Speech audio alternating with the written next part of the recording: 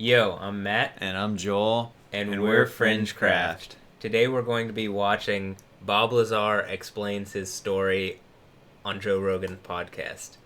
If you don't know who Bob Lazar is, we'll be showing you who he is, but we had mentioned him several times in our Project Sapphire video and thought that it would be good to explain who he is. Yeah, and to be clear, Bob Lazar is not directly related to Project Sapphire. It's just a coincidence that, he's working on the same type of technology that they were, and how a lot of these science figures are all converging on the same stuff. I don't know. Yeah. Behind the scenes science people, I guess. Yeah. So before we get into the video, like this video if you like the content, subscribe, leave a comment, let us know what you think, and let's get into the video. The Joe Rogan Experience. I first heard your story decades ago. I told you last night we went out to dinner. I've seen pretty much every interview you've ever given. I've followed the story incredibly closely. But for people who don't know the story, let's give them the bullet points. You used to work at Area 51. And Area 51, you went like, huh? Well, we want to be accurate. Okay. Area S4. S4. Okay. It's about 15 miles south of Area 51. Okay. But You worked in how would you describe it? I guess within the Area 51 compound. You can call that a subset of Area 51. And you got that job. Before that, you were working.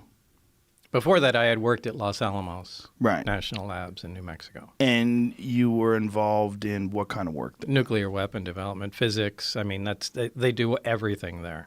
So how do they approach you to say, hey, Bob, why don't you come on out to the Nevada desert?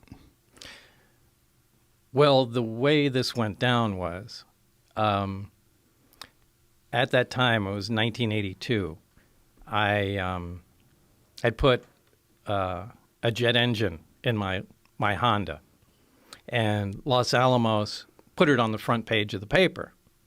It said, Los Alamos man, physicist at the lab, built this 200-mile-an-hour, Honda jet car that I drove to work every day. So I was known in Los Alamos, the guy with the weird car, and you could hear it from a mile away. Anyway, the day that came out on the front page of the paper was the day Edward Teller, the father of the hydrogen bomb, was giving a lecture down there at the lab. And we didn't have much going on that day in our group, and I asked if I could go down there. And I went down there early, and Ed Teller was outside, leaning on a brick wall there and reading the front page of the paper. Now, this is a guy out of history, so I introduced myself. Hey, I'm the guy you're reading about there. And we talked for a little while, and it was cool. Fast forward to years later, I had moved out to Las Vegas and had, left Los Alamos and, went on to other things. And I wanted to get back into the scientific community. I left to start other businesses and that sort of thing. So I sent resumes out, and one of them went out to Ed Teller and referenced our meeting, back in the day. And anyway, he remembered me and gave me a reference, somebody to contact at EG&G. And that's pretty much how it started. So you get a phone call or a letter? Like, what do you get? Well, I got what did I get? I got a letter initially and went down for an interview probably a couple times. And it was down at EG&G Special Projects, which was at McCarran Airport at that time out in Las Vegas. And did they give you any sort of job description of what you were applying for? They said it was for I can't remember exactly what they did. This was a long time ago, but I think it was advanced propulsion or something like that, something relatively generic. And they said it's in a remote area. It's going to be some days on, some days off.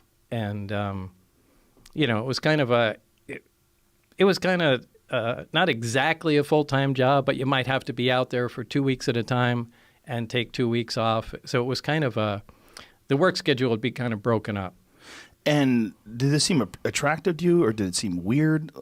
How was No, it? it really wasn't weird because people that work at the test site, anybody that's familiar with the area up there, working at the nuclear test site or at the Tonopah test range north of there, that's typically how things go. So far in his story, he's been explaining like how he was brought to check out or view or work for. He said EG&G, but basically his story, which is like very famous amongst the UFO community, is that he worked at Area S4, researching classified alien materials such as UFO Alleged aliens. Allegedly alien materials like UFOs, which he, in other parts of the interview, says he believes were found in like an archaeological dig, so that they had been there long before. We should do a video on that too. Yeah, we can do definitely. that later. But we wanted to get out and kind of explain his story and this part of the story because he's such a prominent part of the UFO mythos and community that, and his story has been pretty consistent over the past 30, 40 years that he's, very popular in the Well, he's community. also predicted a lot of things that came out in mainstream science later on that adds validity to his story. And, I mean, I tend to think he's telling the truth, to be honest.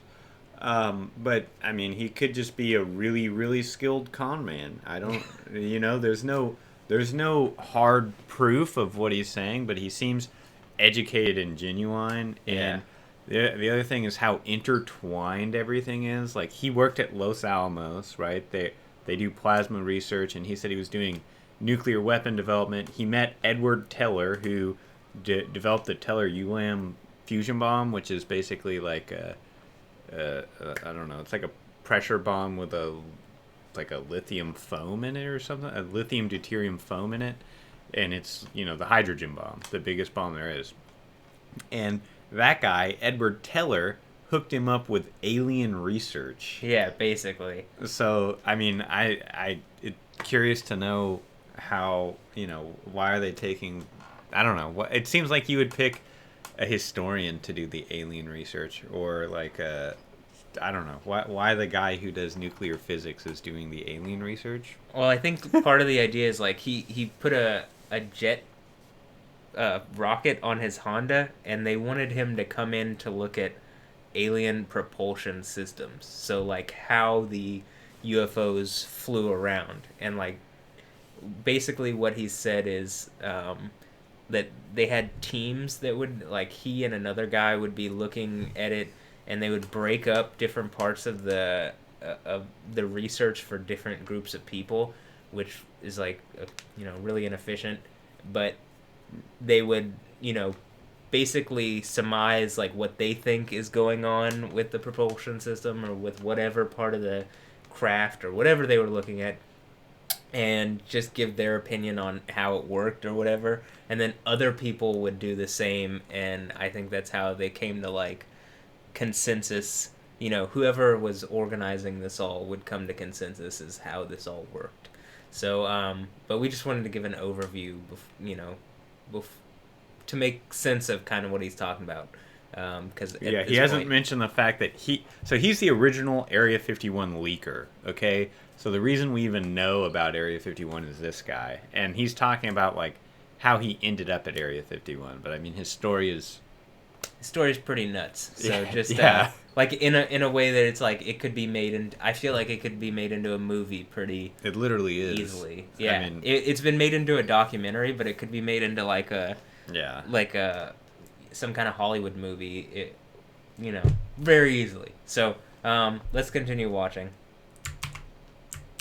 You had known about it from the scientific community? Because Area 51 at that time was No, they didn't say still anything about Area classified. 51. Okay, so they just said it was in a remote location, and you just know it was up at the test site.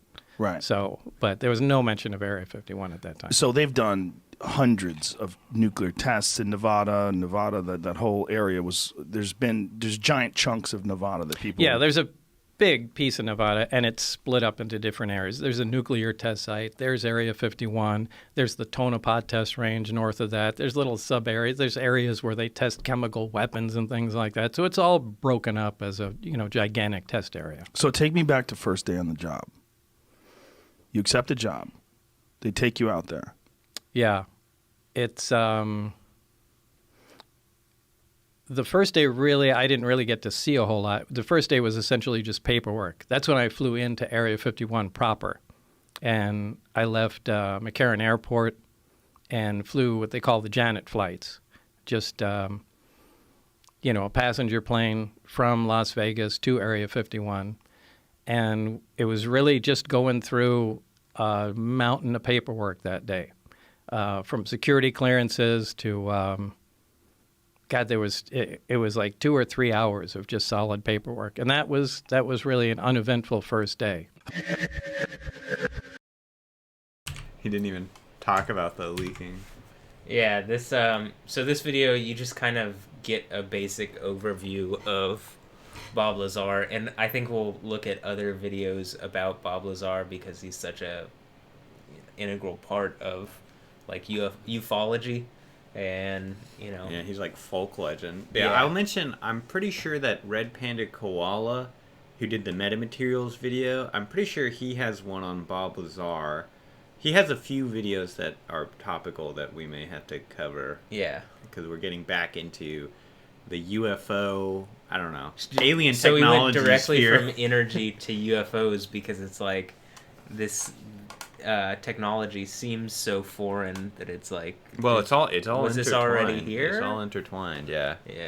So and I don't know, I hope you guys enjoyed that. Check out some more, look up more on Bob Lazar, Los Alamos research, and that kind of thing. leave a comment, let us know what you think about Bob Lazar and his story, whether you think it's true or not, whether you think he was actually at Area 51 or S4, and we'll respond with what with something. Yeah. All right. Well, Well, consider your thoughts. yeah, definitely. I've been Matt. I'm Joel. And we're FringeCraft. Later, See you guys.